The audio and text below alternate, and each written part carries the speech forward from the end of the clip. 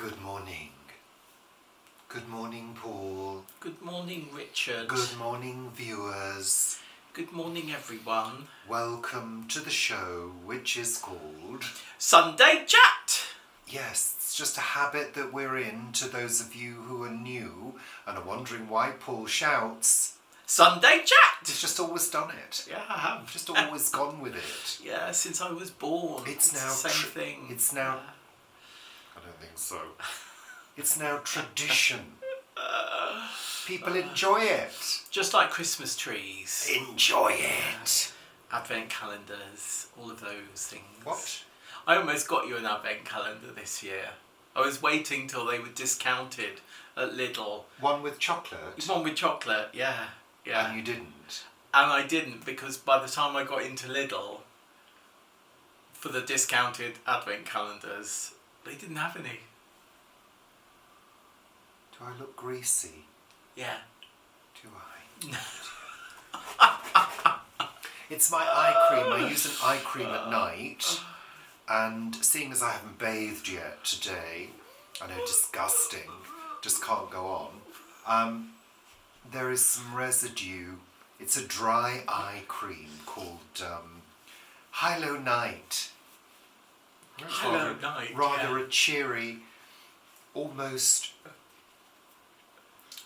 oriental sounding Hilo Night. I was going to say something and I thought maybe best not to. Can we not use the word oriental now? Yeah. No, sorry. 1,000 apologies. Asian, isn't it? Asian. Yeah. Hilo Night. Yeah. Oh, Let's move on swiftly before my comments get misconstrued and we get lots of horrible comments. Oh dear. Like last week's video. Really? The drying video. Oh, the drying video. Yeah. Oh, please.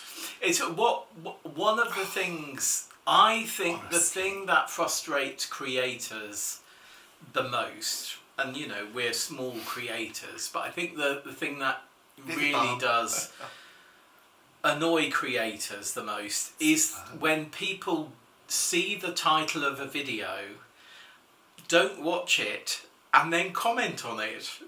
Because sometimes you'll get exactly the information that you've given in the video, and it will be presented as a comment by somebody as if it's, well, what you should do is this, you know, when actually you told in the video that that's what you do. Don't you think that's one of the most frustrating things? Well, for me, it's just how, I mean, I said this in my vlogs, it's just how people don't know how to write in terms of the tone. Oh, well, so people come across as being terribly rude and think it's okay to do that. And but I can... Let me speak. I have the talking stick. It's just, I think some people also do it deliberately to get a rise from it. Of course they do, yes. And yes.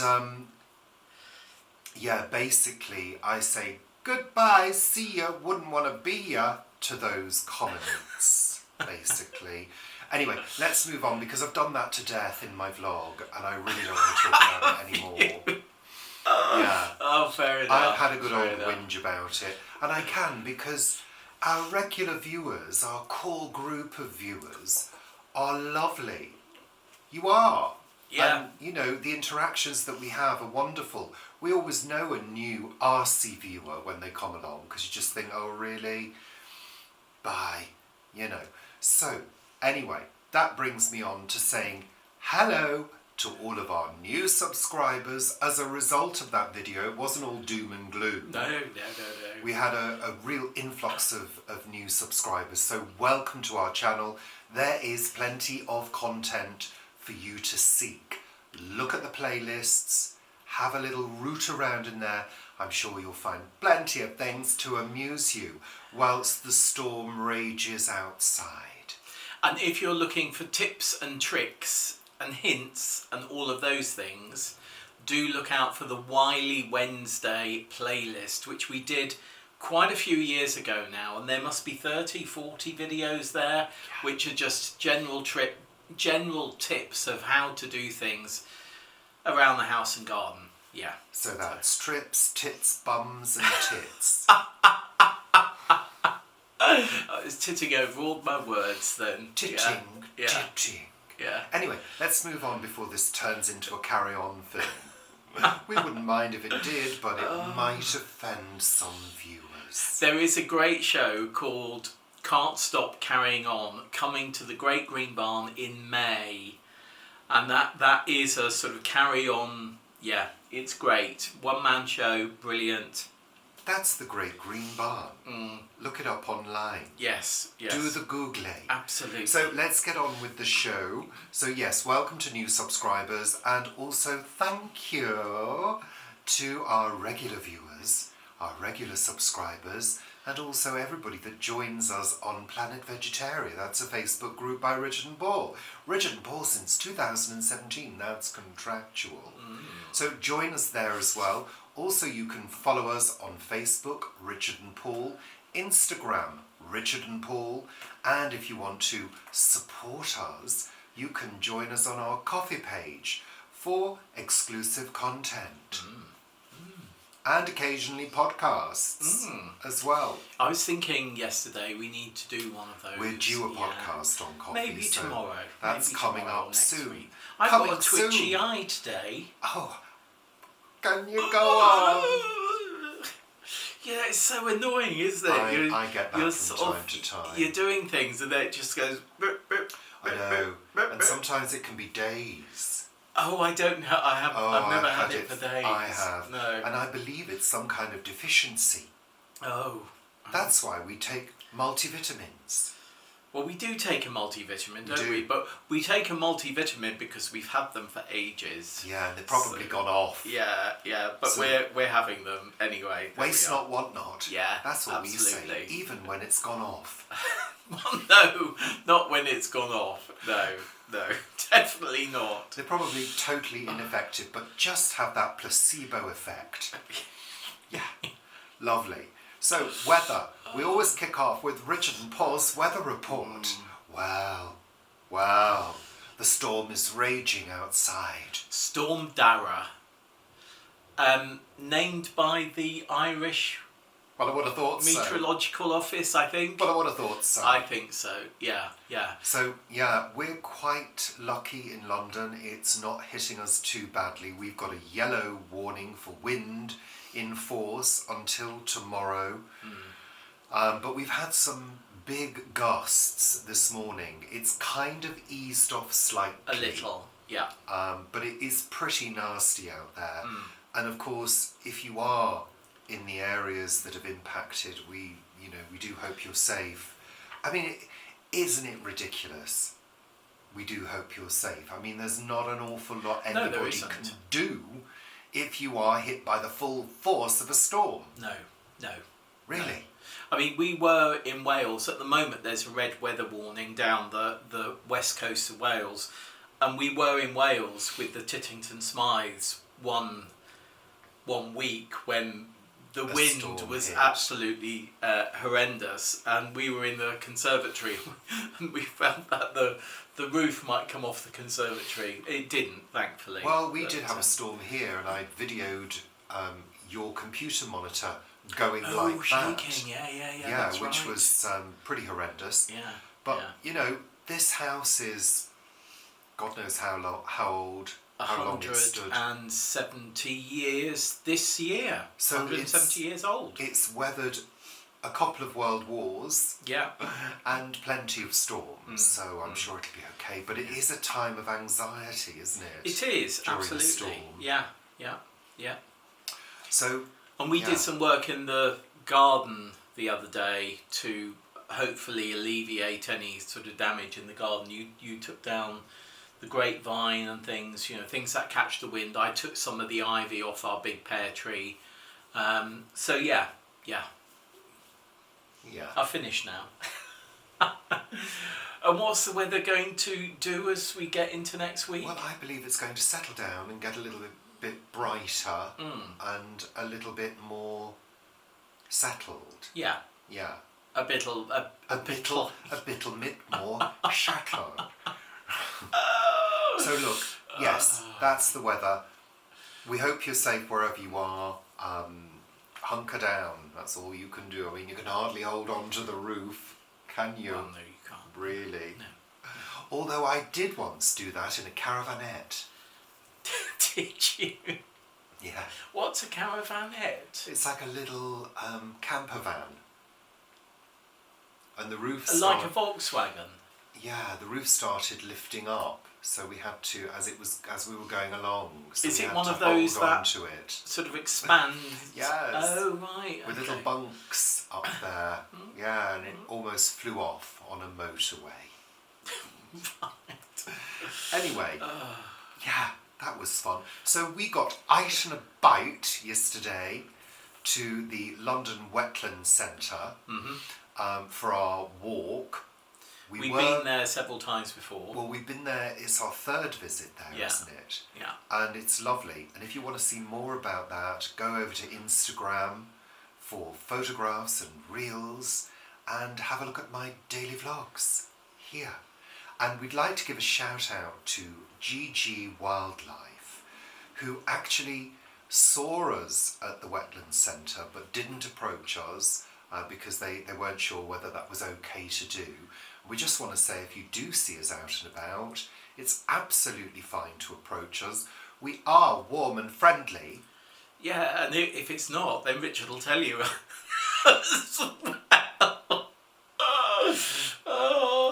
Why is this?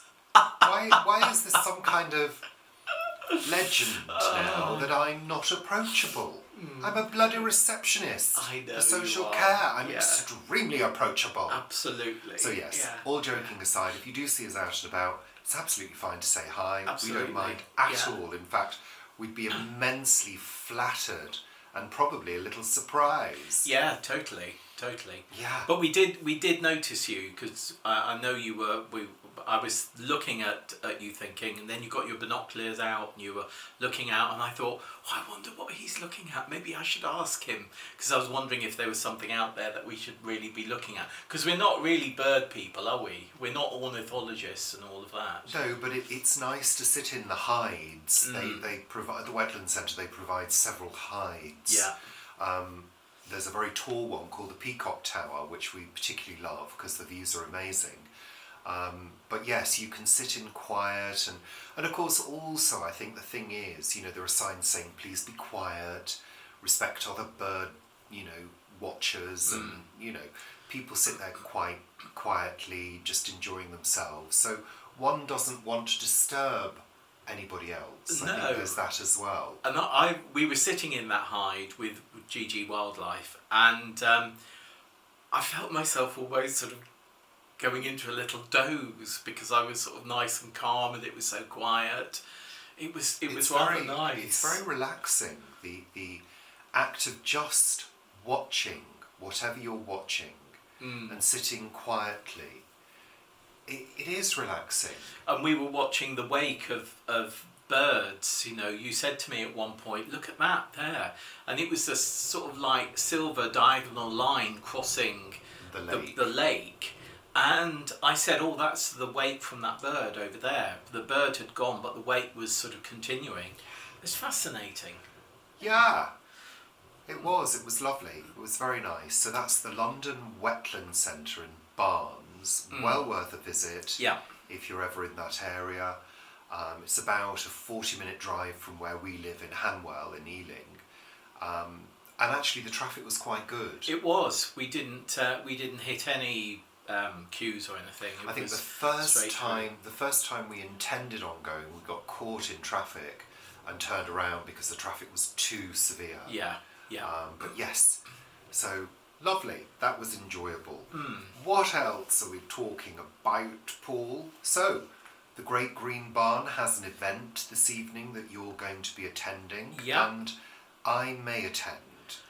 I'm a little bit anxious about Paul driving all the way down there in this inclement weather, and I think if it gets any worse, I'm probably going to decide to come with you because, frankly and truthfully, I'll just be anxious the whole time that you're out and on the road. Yeah. and be sort of tracking you and worrying that you're going to get there safely, that I think it might just be the best course of action to just come with you. Well, you can decide later. We both use Google, and we track each other on our phones. So when I'm going somewhere in the car in particular, you know where I am, don't you?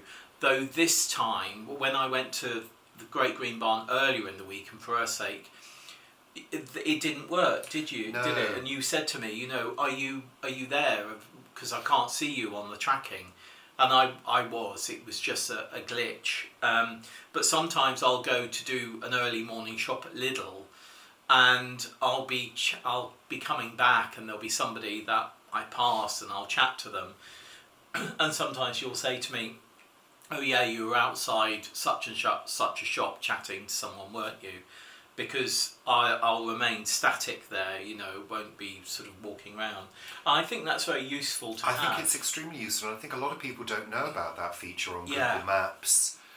You can basically add somebody, as long as they've got a Google account, and you can track their movements, obviously with mutual consent. Yeah.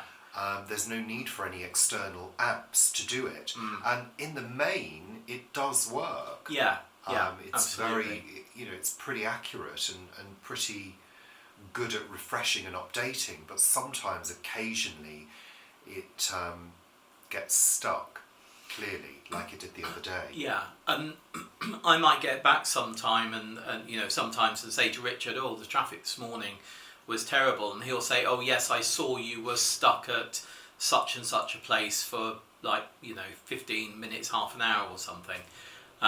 So yeah, it works well. And it's also useful for me because I know when to put supper on. Yeah, yeah. So it's quite good at, it's pretty accurate at timing wise. I'm sure Apple and other, apps and things have it as well. So yeah. So as Paul is going out, we're not going to make this a very long one because we've got a few things to fit in. Yeah. But the show this evening is The Essence of Audrey with Helen Anker, telling us the life story of Audrey Hepburn. So that's quite fun. She did it last night locally at a local sort of small cafe restaurant. So I'm looking forward to that. That's been in the sort of diary for quite a long time now. And then next week on Sunday, there's afternoon tea with Noel Coward. So we've got Stefan Bernardzik coming down to do his cabaret, an afternoon with Noel Coward, and there'll be a festive afternoon tea with that as well. So that's all quite fun, yeah. And then I think Christmas will really kick off for most people, and for us it'll get a little bit quieter maybe, yeah. Well, yeah, I'm not. I don't think I've got any extra time off over Christmas. Just I think an extra day here and there. That's it. But yeah, I mean, we always have a fairly quiet Christmas. There won't be a Christmas special. I don't think we've got time to fit that in, as well as all the regular videos that we do. We'll see what happens. We may do a live show at some point. At some point. Yeah, not sure when, but we will let you know. So, I think it's time for the intellectual part of the show. Oh, this always makes me laugh, this thing. So, let's see our word of the week from A Word for Every Day of the Year by Stephen Poole. So, this is not rehearsed. This is where it's good to look at his face. No idea. So, what's the date today? The 8th. You're watching this on the 8th. Of December. 2024. It will soon be 2025. I don't know how to pronounce that word.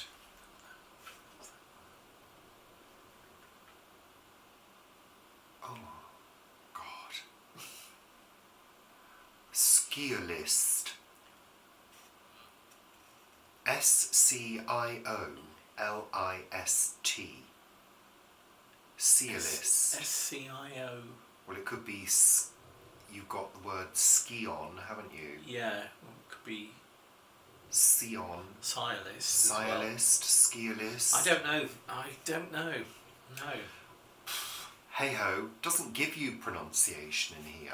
Oh. I think that, Stephen, you could have done that because we're not all geniuses.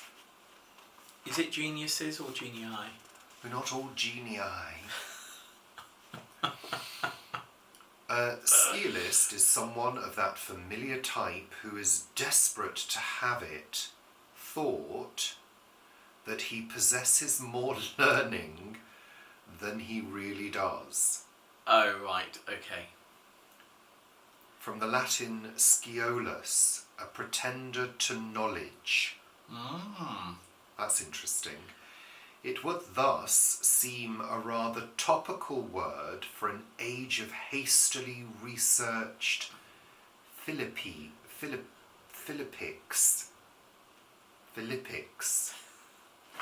That's another one. Clearly I'm not one of these people. I'd start that again. It would thus seem a rather topical word for an age of hastily researched Philippics. See June the 10th. No, I'm not going to see June the 10th. You don't do that. And pseudo-technical conspiracy theories. Well, yeah, we know an awful lot of those, don't we? On this day in 1752 was born the splendidly named...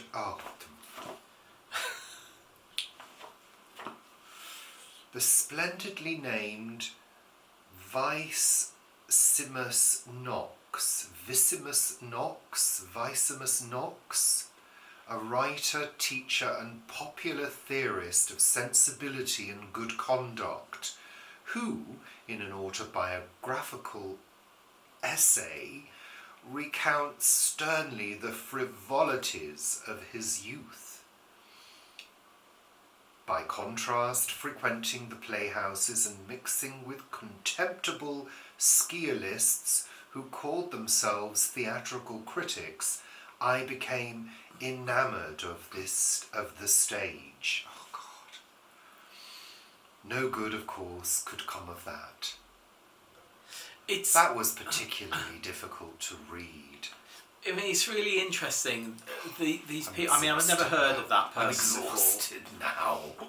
And that person obviously spent a lot of time writing essays, which must have been published somewhere, I suppose.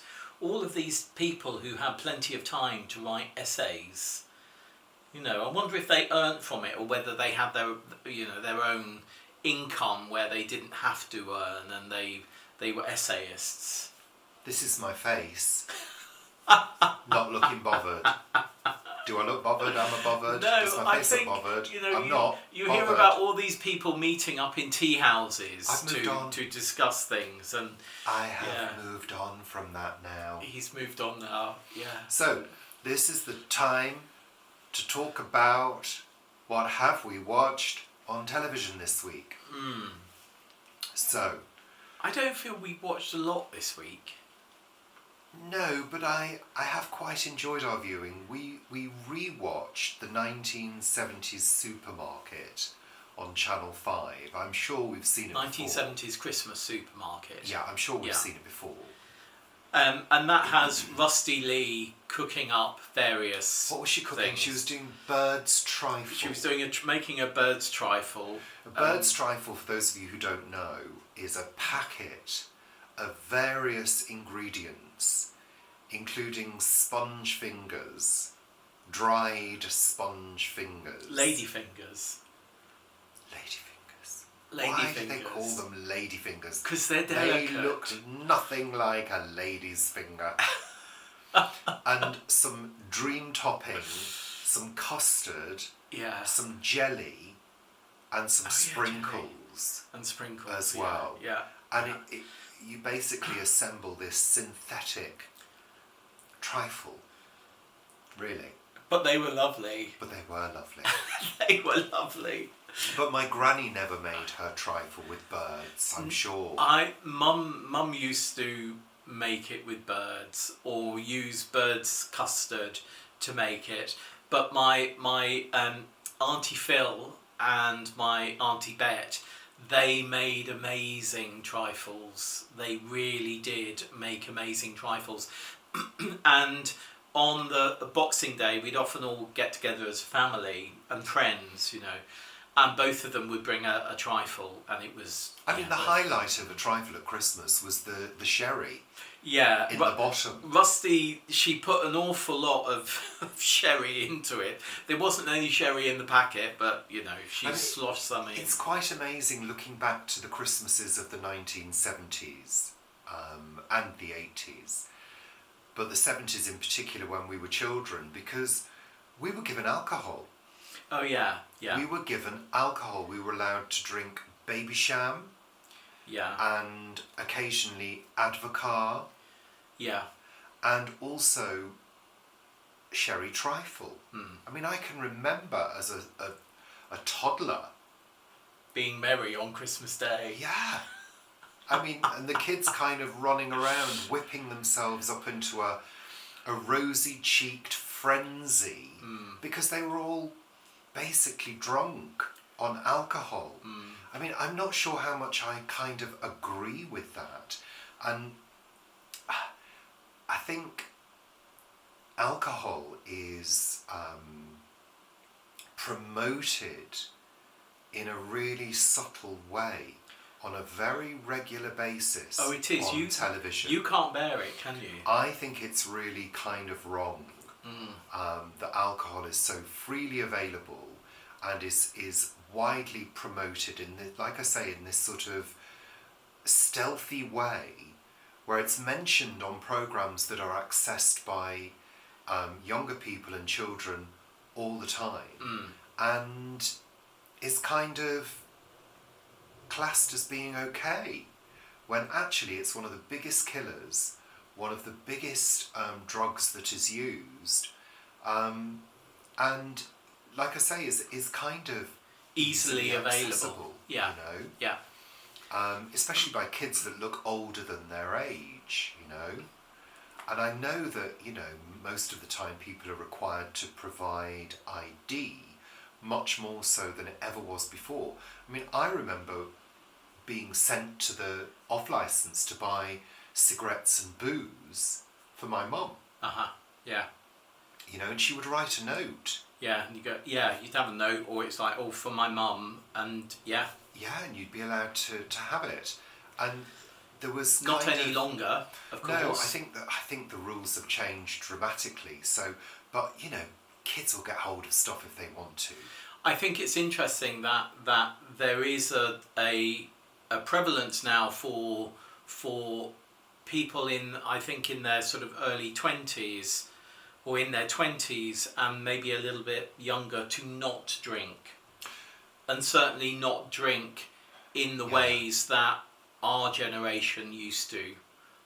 Certainly I've read quite a few articles about that, which I think is a good thing. Drinking was pretty much normalised when we grew up. Absolutely. A drink, whenever the occasion would arise for my parents to drink, they would drink. And I'm sure there was a lot of drink driving going on as well. In the 70s, I mean, there were big campaigns against drink driving. It was a totally different time. It was. I mean, it was a different time in so many different ways. Yeah. Let's crack on. So, I'm very pleased we grew up in that period, though. I mean, whichever period you grow up in, I suppose you're happy to grow up in that period. But I feel that we got the most of certain decades. Well, I think it depends on the perspective that you look at. I mean, I was thinking about this the other day. I don't know what sparked it off, but I was thinking about, how it was to grow up as a gay child. Well, yeah. In the 70s, and how different it is now. Or it appears to be now. Well, I mean, yeah. I think it is. I think it is different. Yeah. Anyway, I'm not going to go. That's a totally different subject. Yes. But let's move on. We watched a movie. We watched Megan on Netflix. This is the story of a robot toy called Megan. who who eventually sort of turns evil.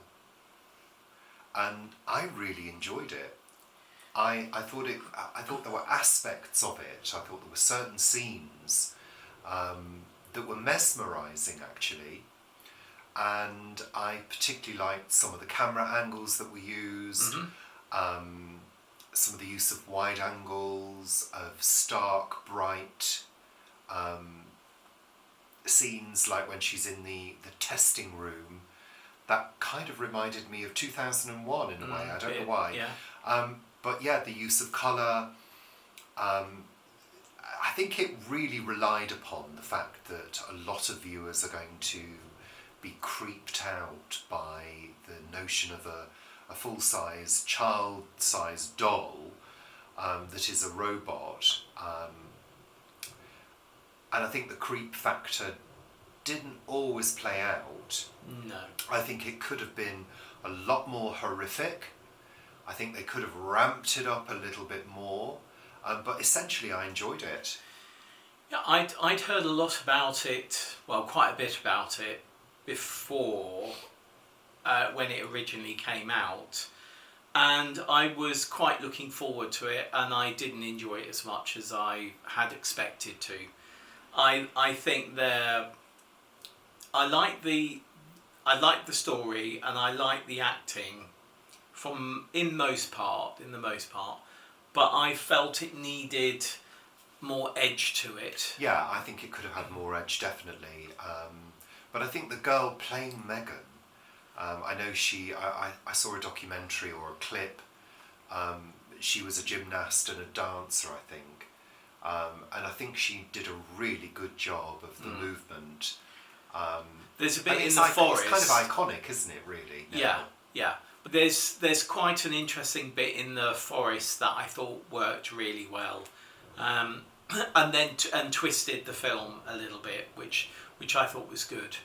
Yeah, I mean, there are some genuinely sort of creepy moments.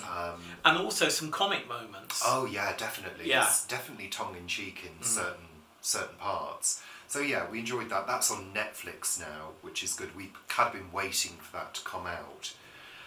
We've started watching Strange New Worlds. This is the Paramount channel.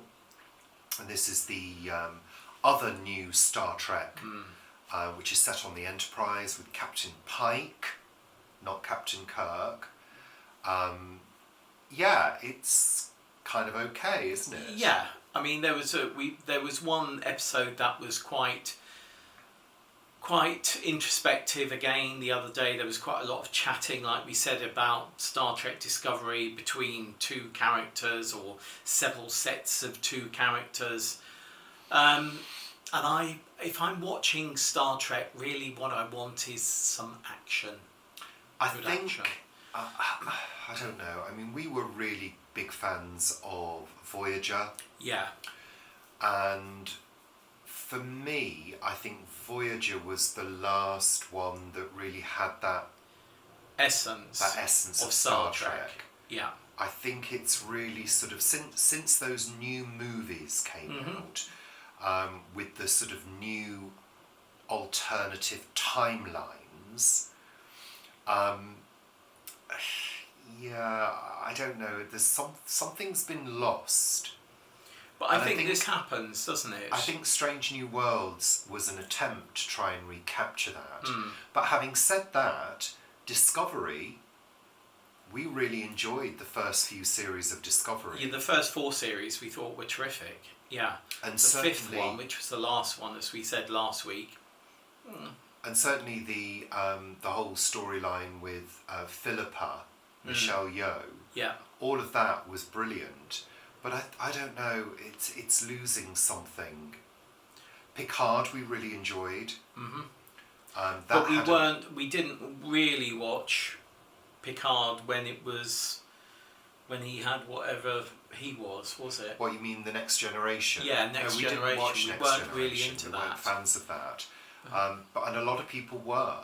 So yeah, I guess Star Trek has something for everybody. Let's move on. We continue with Frasier on Paramount. Second series, There's been some weaknesses. yeah. Definitely. It's certainly that there were a couple of episodes in the first series that were really enjoyable, but somehow it's lost something. It was nice to see Roz come back, but I really felt as though they missed a trick with Roz in terms of the script. Yeah. You know, Roz is one of my favourite characters. She's so sassy, and had some brilliant one-liners originally. And they're not there. They've really. given her maybe 2 good one-liners, but yeah, a little bit disappointing. I think the energy also changes very very negatively when Kelsey Grammer's not on the screen. When it switches completely to his son and the next door neighbour and his nephew, the energy there just it loses something. And I'm not quite sure whether it's direction or whether it's writing or whether it's the actors. I don't know. For me, it's about certain moments where the pace is lost, and it just doesn't feel as quick fire as Frasier used to be. Yeah. Because Frasier, the original series, bordered on being farcical. You know, they would have farcical scenes with great pace and excellent timing, and I think they tried this with Ham Day, or that there was a lot of sort of sort of slapstick going on around a ham, an expensive ham being bought, and it didn't quite work. The thing is, with slapstick, you sort of need to know it's going to happen, but you need to buy into the fact that you don't know it's going to happen, and then it's fun. When you don't buy into something that you know is going to happen, it can fall flat, and that's where I felt it was like, oh, this is going to happen next. Oh yeah, it has. Yeah, that's going to happen. Oh yeah, it has. It was too predictable, and it was too messy. Anywho, so I mean, it's okay. It's okay. That's it. It's kind of disappointing in places. I think that's how I would describe it. We continue with Perfect Pub Walks. What channel is that on? Channel 4. 4. And this week's episode, it's Bill Bailey presenting, but this week's episode was Sean Ryder from Happy Mondays. I've got a real soft spot for Sean Ryder. Yeah. Because I think he is heroic. What he's been through, what he put himself through in the 90s in terms of everything, drug taking, alcoholism, whatever. And he's still standing. Unfortunately, the side effect is that he can't remember most of it. Yeah. So can't tell a lot of the stories that we were kind of waiting to hear. But he's a character, and he's still alive, and he's lived to tell some of the tales. Yeah, that he can remember. Yeah. So I like him. They went on to the land where Glastonbury Festival is held, and he couldn't tell the story of him appearing, headlining Glastonbury, because he couldn't remember it. Just like classic. But in itself, that in itself absolutely is him. Yeah. And his story, and I like that. And his honesty was wonderful, because they're standing in the middle of orchards at one point with Blossom, and Bill Bailey's being very, let's get at one with nature and blah blah blah, and be meditative and it doesn't quite happen that way, and I think that was, and there's a moment where Bill is talking to camera, and he goes, look, you can hear him. He's chatting away. You can hear him. And he was just chatting and chatting. Yeah. Have a look at it. It's good fun and quite relaxing to watch. We also continue with Smoggy Queens. Yeah. Which we continue to enjoy. I think there's one more episode to go for us to watch. Yeah. Yeah. Very enjoyable. And that is on... BBC Three. BBC Three.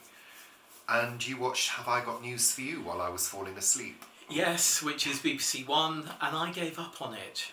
I don't know why, it was just an episode that didn't really gel, and they seem to be doing quite a lot of, not sort of outtakes, but they're bringing in, because what happens is they, sometimes they film something several times, and if something is funny and it goes wrong and they feel it should be in it, they sort of put it in it, but I'm not sure that works. It seems to be, I'm wondering whether Have I Got News For You, the concept is getting tired. I don't think the two main protagonists are, but I'm wondering whether the concept is. So there you go, that's what we watched on TV this week, and that's the end of the show for this week, because what was that? I don't know. I know what it was. Is it a washing machine? I know what it was. It was the handle on the dehumidifier. Falling. Down. Right. That's what it was. Oh, there we are. As long as it's not the roof flying off, we don't really mind. So that's it for this week. Just a short one this week because we got stuff to do and to get on with. Yeah. So there you go. We will see you next week for a further episode of Sunday Chat. Okay. And bananas. Tits and bombs.